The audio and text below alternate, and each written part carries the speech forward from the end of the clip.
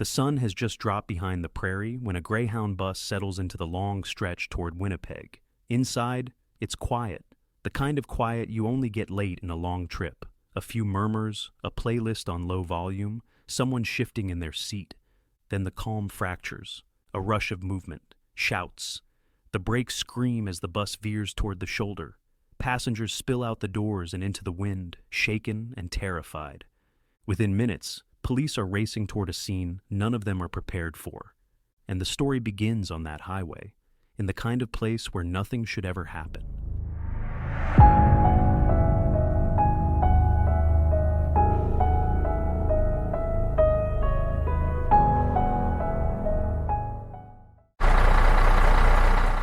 The Greyhound rolling east across Manitoba that night was almost full, but quiet. It was July 30th, just after sunset, and most of the passengers were settling into the long stretch toward Winnipeg.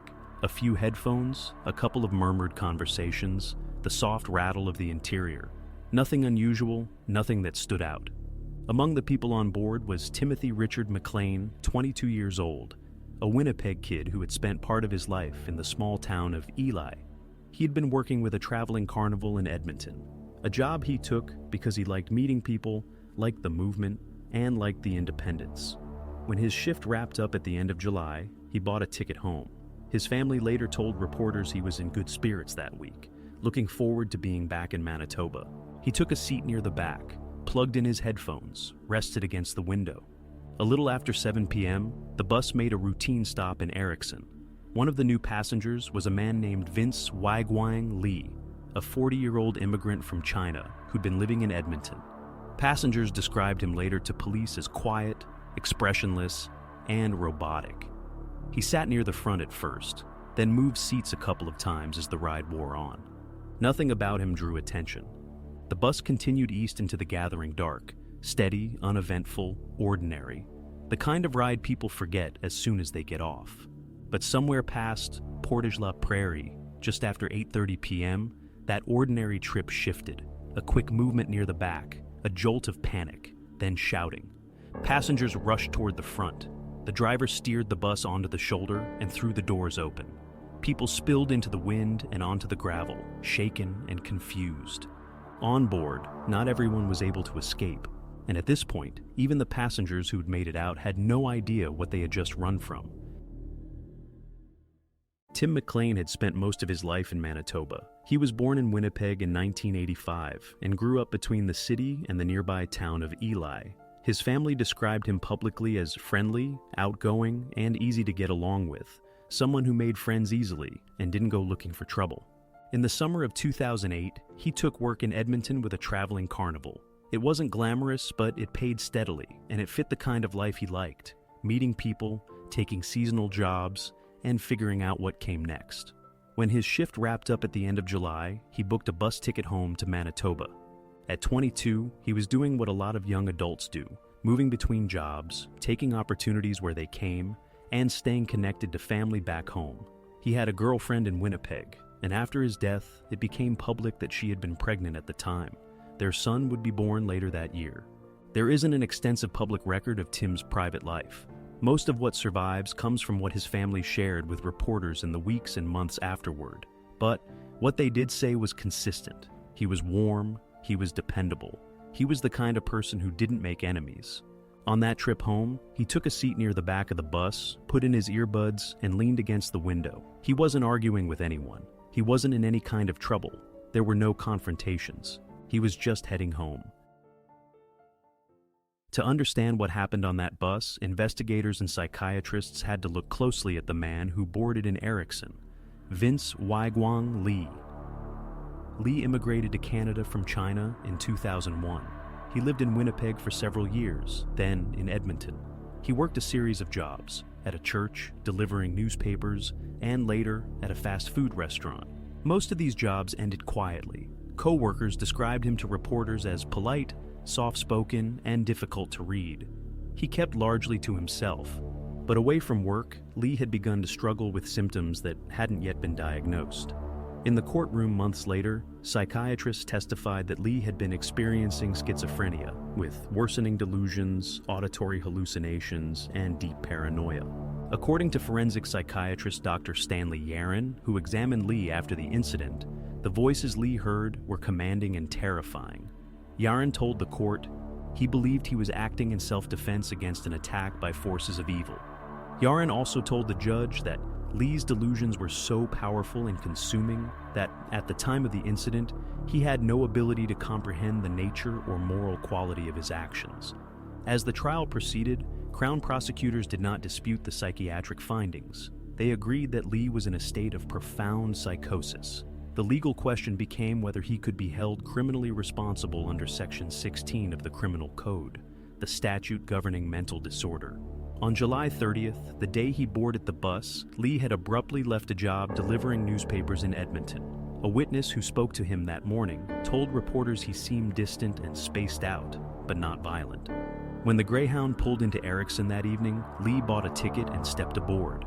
Passengers later said he appeared expressionless and mechanical, moving slowly, keeping to himself. He sat near the front, then changed seats more than once as the bus cut east across Manitoba. Nothing he did drew concern from the driver or the passengers. No one reported an argument or confrontation with Tim McLean. What investigators later confirmed is that Lee's mental state was deteriorating rapidly, to the point where he no longer understood the world around him in a rational way. But on that bus, late on a prairie highway, no one knew that. No one had any way to see what was coming next. The official record of what happened next comes from eyewitness accounts, RCMP statements, and court documentation, and they all describe the same thing. The attack came without warning. It was just after 8:30 p.m., east of Portage la Prairie, when Vince Lee moved toward the back of the bus. Witnesses told the Globe and Mail newspaper and the Associated Press that Tim McLean was seated by the window, earbuds in, resting quietly. There was no conversation between the two men. Passengers said Lee sat down beside him. A few seconds later, a sudden commotion broke the quiet. One witness told reporters he heard a blood-curdling scream, then saw people jumping up from their seats and running toward the front.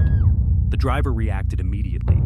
He pulled the Greyhound onto the shoulder and opened the doors. Passengers rushed down the aisle and out into the open air.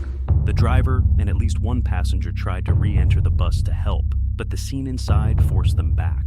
Outside on the highway, the witnesses gathered under the dimming sky. Several told police they didn't understand what they had just run from, only that something catastrophic had occurred within seconds. The driver used the bus's emergency controls to shut the doors, trapping Lee inside and preventing him from fleeing. Inside the sealed bus, Lee continued the attack. Passengers outside saw only fragments through the windows. Some reported seeing him pacing the aisle. Others told reporters he appeared to be holding something in his hands. Police arrived within minutes. The RCMP officers formed a perimeter and ordered Lee to drop the weapon. He did not respond. The standoff lasted for hours. During that time, the RCMP negotiators attempted to communicate with Lee. He remained unresponsive, moving slowly through the aisle of the bus. At one point, multiple news outlets reported he held up a severed head and pressed it against the window. The RCMP contained the scene, keeping officers and bystanders at a distance. The highway was closed. Tactical officers prepared to breach if necessary. After midnight, Lee attempted to escape by breaking a window and climbing out. Officers used a taser to subdue him and placed him under arrest. Inside the bus, investigators recovered a large hunting knife, scissors, plastic bags, and what the RCMP later described in court as multiple severed body parts. The passengers who fled became key witnesses. Many stayed through the night giving statements. Some later testified that the shock of what they witnessed stayed with them for years. By dawn, the news had spread across the country. A routine bus ride, a quiet evening on the prairie, and a crime so sudden and extreme that even experienced officers later said they had never encountered anything like it. When the criminal proceedings began, the courtroom shifted away from the events inside the bus and toward the question that would determine the entire direction of the case, whether Vince Lee understood what he was doing and whether he knew it was wrong. Under Section 16 of the Criminal Code, this is the central standard for deciding criminal responsibility when mental illness is involved. After his arrest, Lee was transferred to the Selkirk Mental Health Center for a full forensic psychiatric assessment. 2 psychiatrists examined him, including Dr. Stanley Yaron, whose testimony became pivotal. Over several months, they reviewed Lee's behavior, interviewed him repeatedly, and reconstructed his mental state at the time of the killing. In court, Dr. Yaron testified that Lee was suffering from untreated severe schizophrenia, characterized by persecutory delusions, intense paranoia, and auditory hallucinations. According to Yaron, Lee believed he was in mortal danger and perceived Tim McLean not as a person, but as a supernatural threat. He explained that Lee believed he was commanded by a divine force to stop what he interpreted as an imminent attack. Yaron told the judge he believed he was acting in self-defense against an attack by forces of evil, and went on to state that Lee had no ability to comprehend the nature or moral quality of his actions at the time of the killing. Crown prosecutors did not challenge these psychiatric findings. Instead, they accepted that Lee's psychosis was so profound that he lacked the intent required for a murder conviction. On March 5, 2009, Judge John Scurfield issued his decision. After reviewing the evidence, he ruled that Lee did not appreciate the nature or quality of the actions he committed. Lee was found not criminally responsible on account of mental disorder and placed under the jurisdiction of the Manitoba Criminal Code Review Board, which is responsible for determining the detention and gradual reintegration of NCR patients based on risk rather than punishment. From that point forward, Lee's liberty would depend on annual assessments, psychiatric evaluations, and documented treatment progress. In the years that followed, the review board conducted regular hearings, each documented in publicly available decisions and widely reported by the Winnipeg Free Press, CBC, and the Canadian Press.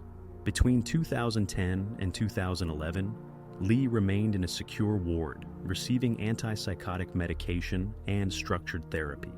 Review board summaries later noted that he stabilized significantly once medicated. In 2012, the board wrote that Lee had responded well to treatment and no longer presented symptoms of active psychosis, concluding that his condition had improved enough to allow supervised walks on hospital grounds. Over time, those privileges increased. In 2014, he was permitted supervised outings into the community. In 2015, he was granted unsupervised short passes in Selkirk, followed by a transfer to a monitored group home, where staff tracked his adherence to medication and daily routines. Review board documentation during this period emphasized that Lee had consistently taken his medication, understood its necessity, and exhibited no violent behavior while under treatment. In 2016, Lee legally changed his name to Will Baker, a detail confirmed during his application for expanded freedoms. The review board continued to evaluate him, and in 2017, issued an absolute discharge. In their written reasons, quoted in full by national outlets, the board stated that there is no evidence Mr. Baker poses a significant threat to the safety of the public. With that ruling, Baker was no longer subject to monitoring or conditions of any kind. His treatment, including medication, became voluntary. The decision ignited a national debate that stretched far beyond Manitoba. Legal experts said the ruling reflected the purpose of the NCR framework, which is designed to detain individuals only while they pose a significant risk. Many families, including Tim McLean's, expressed disbelief that someone who had committed such an extreme act could ever be deemed safe for unconditional release. The divide between psychiatric evidence and public sentiment became one of the defining legacies of the case. For legal scholars, the decision underscored the distinction between criminal intent and the effects of severe psychosis. For the public, especially those personally affected, it raised painful questions about justice, safety, and whether the legal system could fully account for the human cost of what happened on that bus. For Tim McLean's family, the loss was immediate and permanent. His mother, Carol Dedeli, became the most visible public voice in the years that followed. In interviews with CBC, CTV, and the Canadian Press, she described the devastation of losing her son and the difficulty of accepting the not criminally responsible verdict.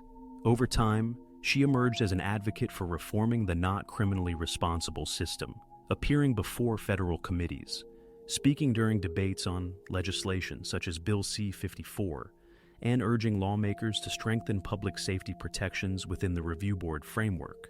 Her advocacy became one of the most recognized and sustained responses to the case. After one Manitoba Review Board decision in 2015, she told reporters, "How do you ever determine someone like him is not a risk? He killed my child. He changed our family forever." Tim's father also remained publicly involved. He participated in civil actions linked to the case, including a lawsuit reported by the Canadian press that originally named Greyhound, Vince Lee, and the federal government as defendants. The suit was later amended to include Tim's son, who had been born after Tim's death, reflecting the family's efforts to provide for the child's future. Beyond the courtroom, the provincial government created the Tim McLean Memorial Bursary, a verified and publicly documented initiative that provides financial assistance to Indigenous students pursuing apprenticeships and trades training. Announced by Manitoba and later included in the province's official bursary directory, it stands as the only formal memorial established in Tim's name. The emotional impact of the crime spread far beyond Tim's immediate family. Passengers who escaped the bus that night spoke openly about long-term trauma. One told the Globe and Mail that it was something no one should ever witness, while others described persistent anxiety, difficulty traveling, and recurring nightmares in the months and years that followed. First responders were similarly affected. In court testimony summarized by the Canadian press, an RCMP officer who entered the bus described the scene as deeply disturbing and said it stayed with him long afterward, a rare public acknowledgement of the psychological toll such incidents take on emergency personnel. For the public, the most jarring aspect of the case was its complete lack of warning. There was no argument, no confrontation, no prior contact between Tim and Vince Lee. The randomness of the attack left many Canadians grappling with the idea that an act of extreme violence could erupt in an ordinary setting without any sign.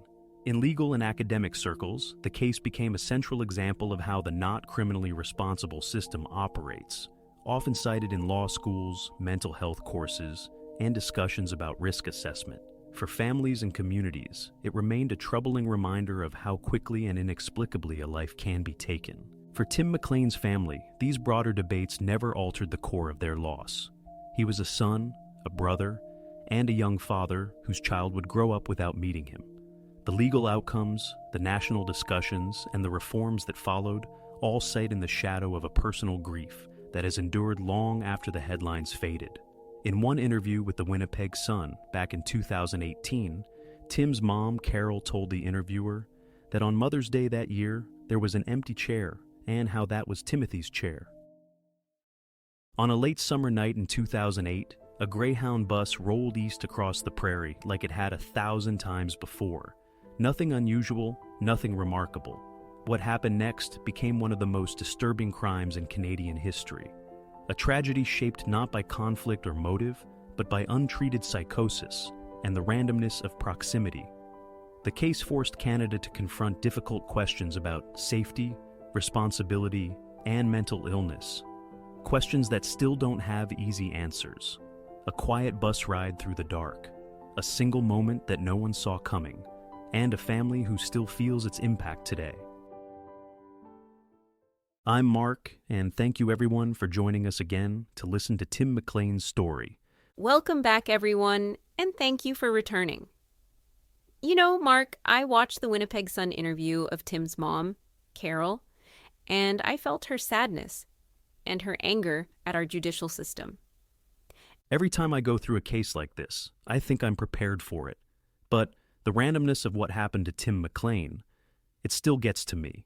You can study the details, you can read every court document, but there's something about the suddenness, how ordinary the moment was before everything changed, that just sits with you. It does. And I think what makes this case different from a lot of the ones we cover is the aftermath. Not just the legal side, but the emotional fallout. The passengers, the first responders, and especially Tim's family. His mother's advocacy became such a big part of how Canadians understand the NCR system now. And she wasn't campaigning out of theory. She was speaking from the worst grief a parent can feel. You can hear that in her interviews, in the testimony she gave in Ottawa. She wasn't trying to turn the system upside down. She was asking the country to understand what it feels like to lose someone in a way that makes no sense. Exactly. And the other side of it is the NCR framework itself. It's one of the most misunderstood parts of Canadian law. People think it's a loophole or an escape from responsibility. But the forensic psychiatrists, the judges, they're dealing with the reality of untreated severe psychosis. It's complicated, and the law reflects that. When you look at the public response, you can understand the tension. People hear about the absolute discharge in 2017, and their instinct is fear or disbelief. But then, when you read the review board reports, the medical evidence, the risk assessments, you see the full picture. It's never simple. It can't be. That complexity is why this case stayed in the public conversation for so long. It forced people to confront the limits of the justice system and the limits of our understanding of mental illness. And it showed how much weight families carry after everyone else goes back to their routines. And Tim's family didn't stop at grieving. The bursary set up in his name, his mother's advocacy, the way his story is still used in legal education. Those are pieces of his legacy that don't always get talked about. No, they don't, but they matter. And I think it's important that listeners know this wasn't just a news headline. It was a life, a family, and a country trying to make sense of something that felt senseless. And that's where we'll leave it for tonight. Thanks for staying with us for this one. Remember to like, share, and subscribe to our podcast if you are a new listener. It really helps us. You can find us on most podcast hosting sites. Check out our YouTube channel, and thank you to the nearly 350 followers. You have helped us get to 60,000 plus views. We'll be back next week. Until then, take care of each other.